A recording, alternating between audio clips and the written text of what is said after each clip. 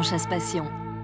La forêt de Bailleau-l'Évêque abrite bien du gibier, et notamment le cerf, portrait d'une journée chargée pour les invités de Gérard Poupon.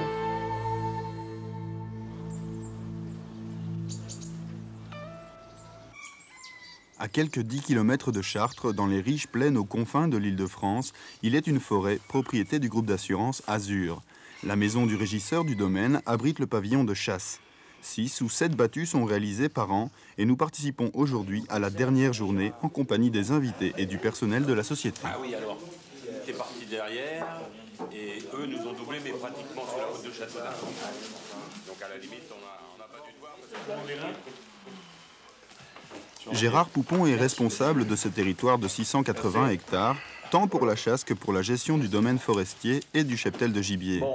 La journée débute par la conduite de la battue, tout d'abord pour les chefs de ligne, tandis que les chasseurs tireront au sort leur emplacement respectif. C'est André. Oui. Alors, sens de la battue. Ils partent du 30 des 4 chemins vers le 1, ils continuent et ils reviennent du 1 de la battue jusqu'au 24, 19-24. Bon, il va falloir que les gens annoncent très bien. Comme la dernière fois, on va dire qu'un coiffé tiré en battue, dans une battue, c'est terminé. Ça sera 6 coups pour soit le cerf, soit le daguet. Et puis... l'éléphant, 4 coups. Et plus loin, l'éléphant.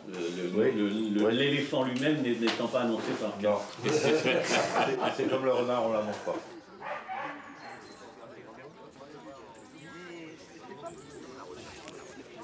Je voudrais la faire tirer en premier, mais où est-ce qu'elle est passée, cette femme? Ah, je n'avais pas vu. Ça ira mieux, ça. Voilà.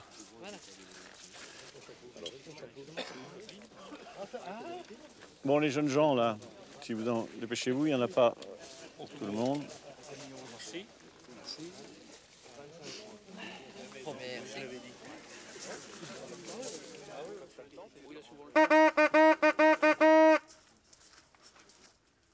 Madame, messieurs, je vous souhaite la bienvenue en forêt de Bailleau-l'Évêque au nom du groupe Azur, en mon nom et au nom du garde Jean-Marie.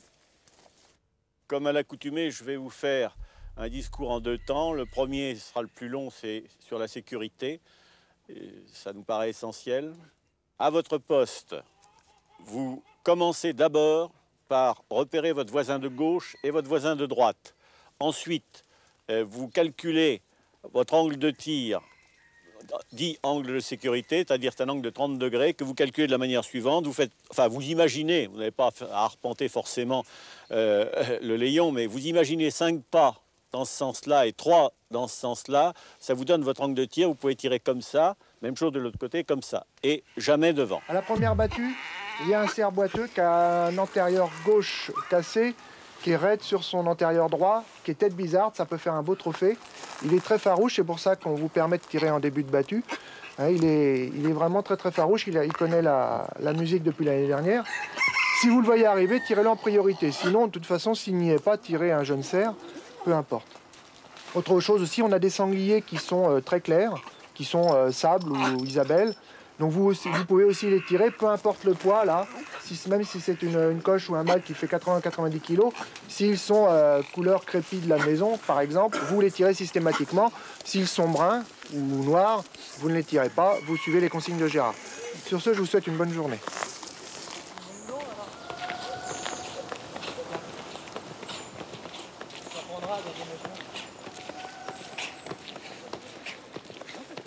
Alors nous sommes ici sur le territoire de la forêt de Bailleau-l'Évêque qui appartient au groupe Azur. C'est une forêt sur laquelle on chasse et qui représente environ 680-700 hectares. Elle est composée essentiellement de feuillus, comme on peut le constater. Il y a très peu de résineux. Elle est exploitée en taillis sous futaie ou en conversion en futaie, ce qui explique le fait que c'est une chasse dans laquelle il y a assez peu de couverts et ça peut poser des problèmes particuliers pour la chasse. parce que les animaux nous aperçoivent très vite et au moindre, dès qu'il y a quelqu'un, hop, ils sont sur pied et quelquefois ils vident l'enceinte avant qu'on ait commencé la battue. Ce qui n'est pas évident pour faire chasser les gens. Seul au milieu des bois, Gérard a cru entendre une harde de cerfs. Vous voyez ce que je vous disais, en fait, c'est les postés qui sont arrivés, qui ont déjà fait fuir les animaux, puisque la battue n'est pas commencée, on n'a pas entendu les coups de trompe.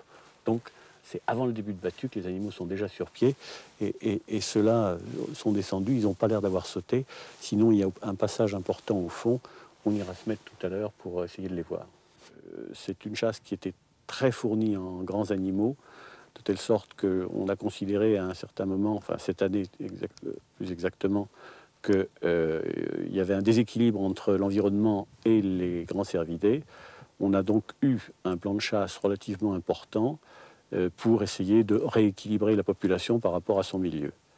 Ce plan de chasse est en cours de finition, si je puis dire, puisqu'il nous reste maintenant un daguet à tirer et 4 fans de biche.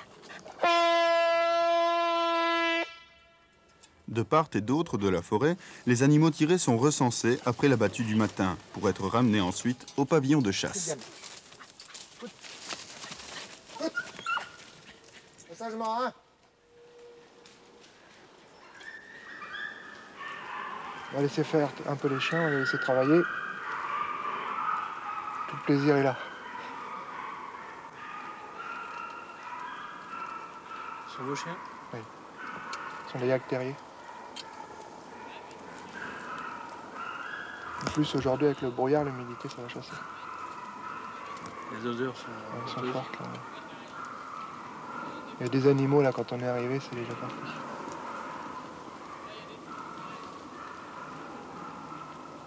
Il y a 2 chasses. Là. Des chiens qui sont partis à gauche et d'autres qui sont partis à droite. Donc des grands animaux, ils étaient là dans les fougères.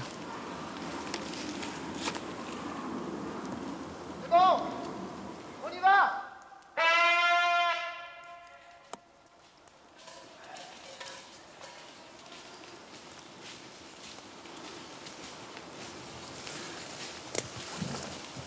Mon rôle, c'est de surveiller la propriété, faire que les chênes poussent et que le gibier prospère. Oh! Bah ici, si vous voulez, on est sur une colline en plein milieu de Beauce, c'est très sec. Donc on est assez limité, c'est une futaie de chêne avec un taillis assez pauvre. Donc au niveau alimentation pour les animaux, c'est très pauvre. Mais bon, on fait que ça se maintienne par des prairies, par des agrénages pour les sangliers. On voit quand même pas mal de traces. Oui, on voit des traces parce que nous, on laisse prospérer le gibier. Mais bon, c'est assez difficile d'allier sylviculture intensive avec une forte densité de gibier.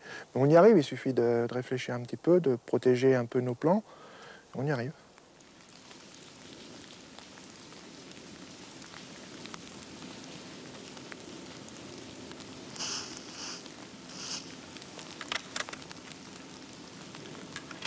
C'est avec quel calibre?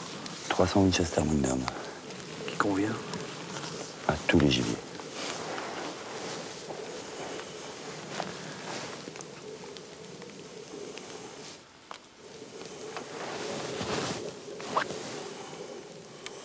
Là, j'ai contrôlé la luminosité de mon point rouge. Donc ce n'est pas une lunette? Non, c'est un point rouge. Les lunettes, je m'en sers qu'à l'approche ou à l'affût.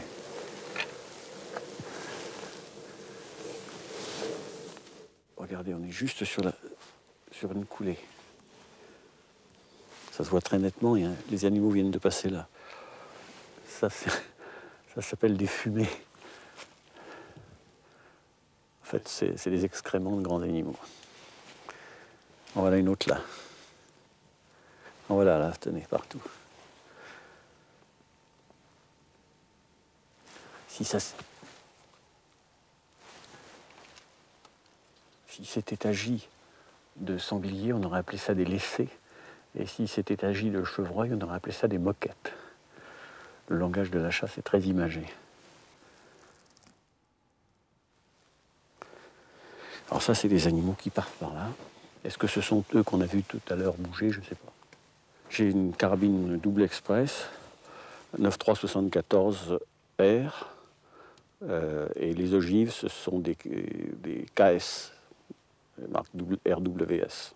Ça combien? 16 grammes. C'est typiquement un calibre de battu, un calibre lourd qui cogne, mais qui, à très longue distance, a une flèche assez plongeante. Donc, c'est pas fait pour tirer à l'approche à longue distance, c'est fait pour tirer en battu. En battu, l'important, c'est de sonner l'animal pour qu'il s'arrête tout de suite ou qu'il aille en tout cas le moins loin possible. C'est un petit peu gros pour du chevreuil, mais comme chez nous, on chasse chevreuil, cerf et sanglier, il est bien évident que on prend quelque chose d'un peu plus gros pour ne pas laisser partir les cerfs ou les gros sangliers si on en avait à tirer. Une lunette?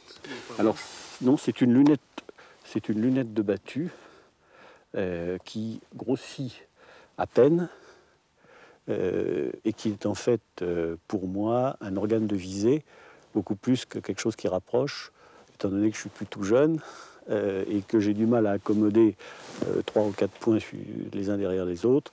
Cette lunette de battu me donne une vision plus précise de l'animal que j'ai attiré. Ici, on est à peu près au milieu de la battue, dans la partie basse de la battue, parce que les rabatteurs qui sont partis du départ, de la ligne de tir, vont venir vers nous. Ils vont traverser, on va avoir à ce moment-là un échange pour dire ce que nous avons vu les uns ou les autres. Ils vont continuer comme ça jusqu'au bout de la traque, et à ce moment-là, ils feront une sorte de U, c'est-à-dire qu'ils remonteront par l'autre côté, la ligne étant délimitée par l'allée centrale, au-delà de laquelle ils feront la battue dans l'autre sens. Et ils reviendront en quelque sorte quasiment à leur point de départ. Autrement dit, c'est une battue qui est faite en U. C'est bon à gauche! On y va!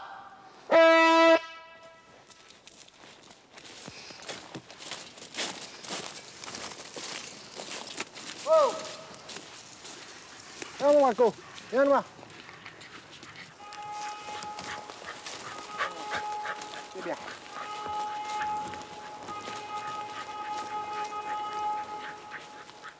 Le cerf a été tiré.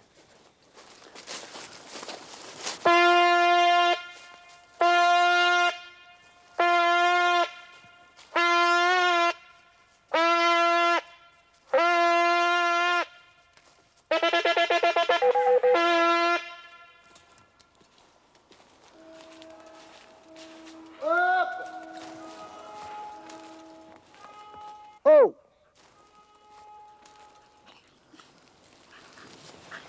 Ça restait dangereux de sortir sur la ligne à la fin de battue. Alors ici, nous arrivons à la ligne. Oui. C'était la ligne qui était donc face à nous. J'attends que tous les rabatteurs soient bien arrivés, que toute la battue soit bien finie. Vous avez récupéré votre chien? Oui.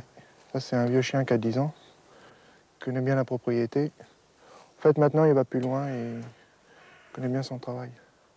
Quand les jeunes, depuis un quart d'heure, on les a pas revus. Hein. Ils sont partis, on les reverra dans pas longtemps. Le travail du chien consiste?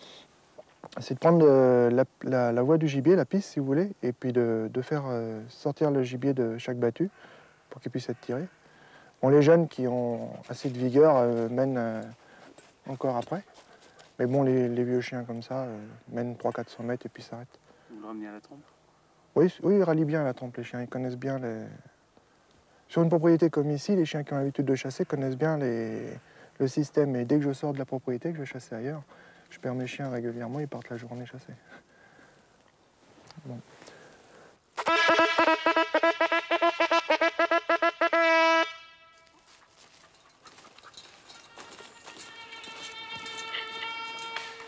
Il a tiré?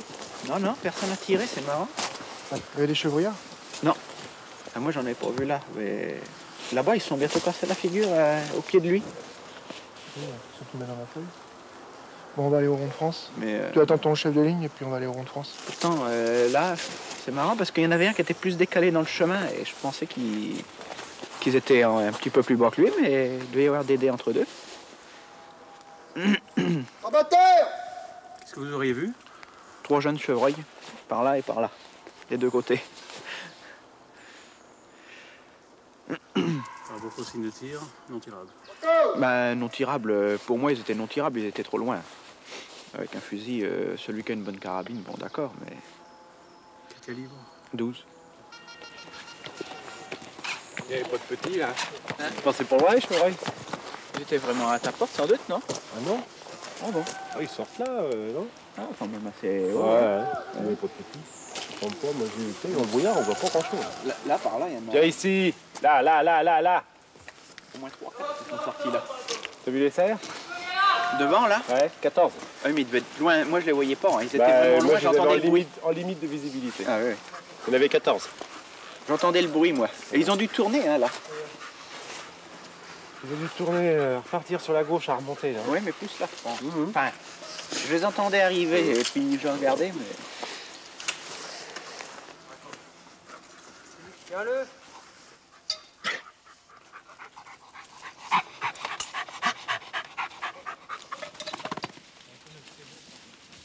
Ouais, les chiens, ils étaient là. Hein. C'est les chiens qui l'ont bouffé. C'est vrai. Le bracelet, Nico prend un bois et Arnaud prend l'intérieur. Voilà. Allez. Bon. Comment a-t-il été tiré? Balle de flanc? Ouais, une balle de vertèbre. Hein. Assez haut. Il n'a pas dû aller bien loin. Ça, c'est une bonne balle. En fait, il a dû viser certainement la région du cœur et sa balle est un peu haute, mais c'est aussi une très bonne balle. Il n'a pas dû Celui-là aller qu'on bien. a vu l'autre fois, ça? Oui, ça c'est lui qu'on voit il y a 2 jours. C'est pas celui qui bosse, ça? À votre fait? Bon, c'est un jeune cerf, mais c'est vrai que c'est un cerf de qualité. Il a une belle empaumure. C'est un cerf d'environ 3 ans.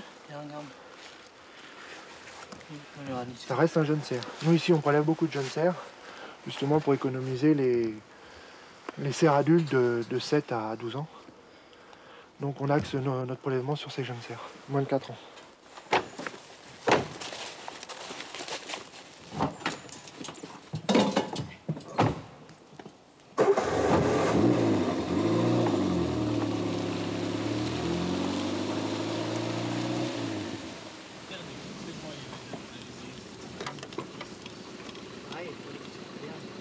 J'annonce Laura après parce qu'il le tire, il va voir son tir, il le retrouve plus loin dans l'ombre derrière là-bas et on l'avait pas vu sur le coup. Il est déjà un petit peu... Oui, c'est très clairement un chevrillard. La 3e prémolaire est trilobée et ils sont très usés. Ce sont des prémolaires de lait. Et lorsque l'animal a plus d'1 an, et la 3e prémolaire est bilobée, c'est sa prémolaire d'adulte. Bien, eh ben c'est parfait.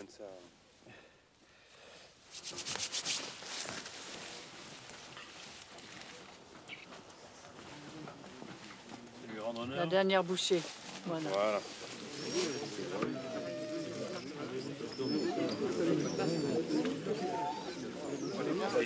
Et tout chasseur, au déjeuner, a son histoire à raconter. Un sanglier qui est passé, un sanglier de 60, 70 à peu près, qui est arrivé à 5 mètres tranquillement, qui s'est arrêté, qui nous a regardé, qui refuse et qui remonte toute la ligne. Donc je l'ai annoncé pour que quand il sorte, tout le monde le regarde bien parce que 60-70 kilos, bien noir, costaud. Hein, costaud. Seconde partie de la journée, c'est la 2e battue que nous avons décidé de suivre en attente cette fois sur la ligne de tir. Donc là, j'enlève les feuilles mortes parce que dès qu'un animal se présente à la ligne, on a toujours tendance à bouger un petit peu et ils entendent très bien craquer les feuilles. Donc on fait toujours place nette.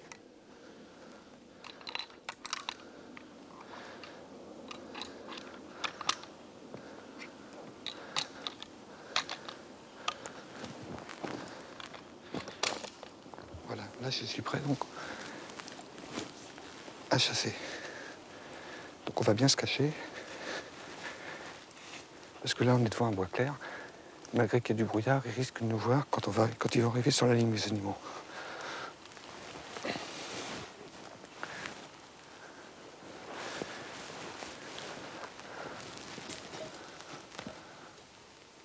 Là on peut voir Juste à ma gauche, là, il y a un excellent passage, on appelle ça une coulée.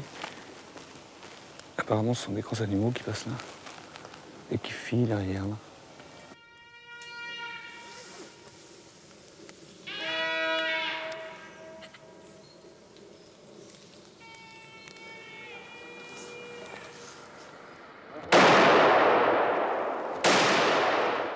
C'est une compagnie de sangliers, il y avait 6 animaux. Donc j'ai laissé passer les 2 premiers qui étaient un peu plus gros. Le premier était une lameneuse. Et j'ai pris le plus petit, le 3e. Et j'ai tiré après la 3e balle sur le 4e. Mais il était déjà loin. Et je pense que je ne l'ai pas touché. On va vérifier le tir du premier. Alors, il passe là. Je ne sais pas s'ils ont marqué ou pas. Là, il faudrait voir avec le film pour voir quelle était la réaction de l'animal. On va les suivre, voir si on trouve du sang. S'ils trouvent des indices, ils suivent la trace sur 50-100 mètres maximum, parce qu'au-delà, c'est le travail du chien de sang. Donc, ils n'ont plus qu'à baliser la voie. Et, alors, chaque chef de ligne, comme moi d'ailleurs, est doté d'un instrument indispensable à la chasse. C'est ça, parce que ça nous permet de marquer les voies des animaux blessés. Et ça permet aux gens qui ensuite font la recherche de retrouver facilement ces voies. Et on fait les quatre côtés à partir du chemin creux. Le chemin creux, cette ligne Sur la base d'un relevé de sang, la compagnie a décidé de faire appel à un responsable de chien de sang pour pister l'animal et d'entourer le massif de chasseurs pour mieux le tirer et abréger ainsi sa souffrance. Parce que c'est certain que l'animal se lève.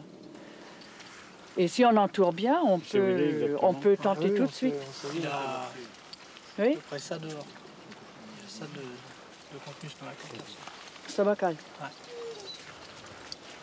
Ça, on peut le faire parce que vous êtes tous là, on entoure bien.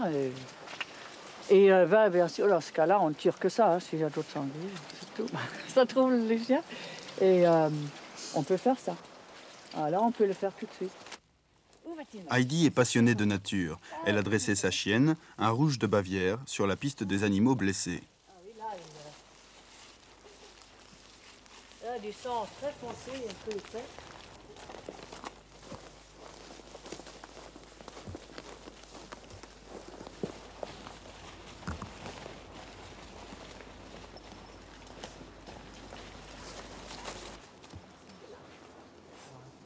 Oui, je n'ai pas des gants. C'est du contenu. Du maïs. Oui, c'est du contenu stomacal, ça. Et là, ça c'est un caillot de sang. Bout de chair. Il reste 1 heure pour retrouver l'animal avant la fin de la journée qui se terminera bien. Et l'honneur du chasseur sera sauf. Gérard Poupon pourra afficher le sanglier au tableau de chasse de la journée.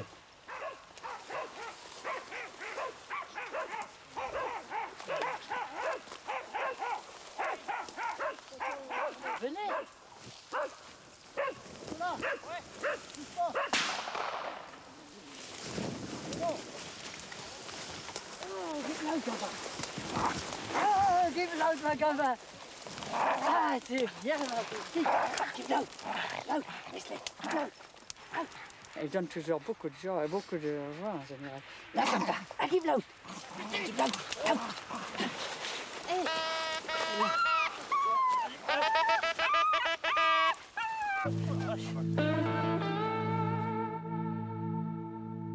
La chasse en Belgique, un livre de référence paru aux éditions du Culot.